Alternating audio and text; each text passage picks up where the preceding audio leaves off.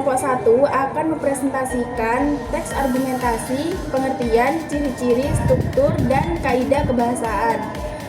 Perkenalkan, nama saya Nuriza Karina. Saya Zara Islami Pasa. Saya Karina Noveliani. Saya Anissa Nur Asfa. Saya Reza Pranata. Saya Muhammad Jajafik. Saya Rasya. Saya akan menjelaskan pengertian teks argumentasi. Argumentasi merupakan alasan untuk memperkuat atau menolak suatu pendapat, pendirian, atau gagasan. Teks argumentasi merupakan teks yang berisi opini penulis yang disertai alasan dan pembuktian yang didukung oleh fakta, disampaikan secara logis dan objektif, bertujuan untuk meyakinkan dan mengaruhi sang pembaca. Adapun proses penyusunan teks argumentasi ini melalui tahapan membaca buku, melakukan penelitian, wawancara, dan lain-lain, agar teks isi dari teks argumentasi ini bersifat kritis. Di sini saya akan menjelaskan tentang ciri-ciri teks argumentasi. 1. Bersifat pendapat atau opini. Opini adalah sebuah pendapat, tanggapan, pengetahuan, dan pola pikiran yang dimiliki seseorang dalam menanggapi suatu fenomena yang belum terjadi. Sedangkan terjadi atau tidak terjadi yang didukung dengan fakta atau data-data bisa disampaikan secara tulisan atau tulisan. 2. Memiliki alasan dengan bukti atau fakta adalah segala sesuatu yang tertangkap oleh indera manusia atau data keadaan nyata yang terbukti dan telah menjadi kenyataan. 3. Bertujuan meyakinkan seseorang agar melakukan sesuatu disebut teks persuasi. 4. Bahasa yang lugas.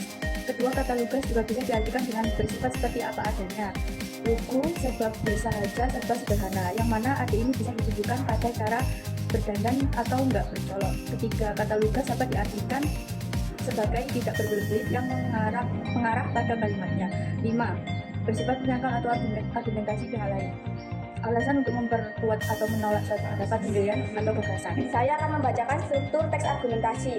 Struktur teks argumentasi biasanya terdiri dari beberapa bagian yang saling terkait dan membantu menyampaikan argumen secara efektif. Yang nomor 1, pendahuluan.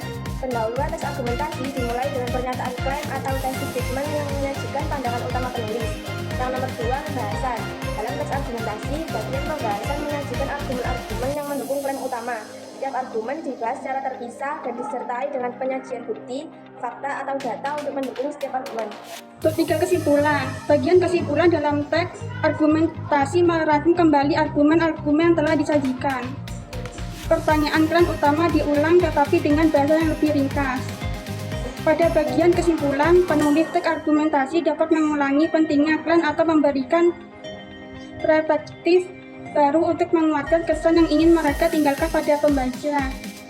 Meskipun bersifat persuasif, teks argumentasi juga sebaiknya ditulis dengan gaya yang objektif. Saya akan menjelaskan kaidah kebahasaan teks argumentasi. 1. Penggunaan bahasa formal. Gunakan bahasa formal dan baku untuk menunjukkan keseriusan dan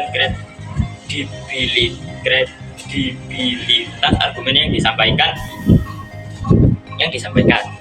Pastikan penggunaan bahasa formal dan baku dalam teks argumentasi untuk menciptakan kesan keseriusan dan profesionalitas. 2. Ketetapan istilah dan definisi. Ketetapan istilah dan definisi merupakan aspek krusial dalam kebahasaan teks argumentasi. Pastikan penggunaan istilah dan definisi sesuai dengan konteks dan mengacu pada sumber yang dapat dipercaya untuk menghindari kekeliruan interpretasi. Nomor 3, struktur teks yang jelas. Susun teks argumentasi dengan struktur yang jelas, terdiri dari pembahasan argumentasi, pendahuluan, dan kesimpulan. Setiap bagian sebaiknya disusun dengan baik. 4. Penggunaan alat bantu kebahasaan. Penggunaan alat bantu kebahasaan dapat meningkatkan keefektifan teks argumentasi.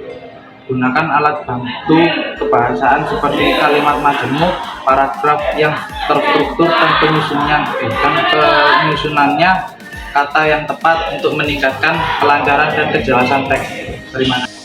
Penggunaan data dan fakta dukung argumen dengan kata-kata yang akurat serta relevan. Ini akan memperkuat keabsahan argumen yang diusung. 6. Pengguna ragam bahasa. Pilih ragam bahasa yang sesuai dengan tujuan komunikasi dan audiens yang dituju. Hindari penggunaan bahasa yang terlalu teknis jika audiens tidak memiliki latar belakang pengetahuan yang memadai.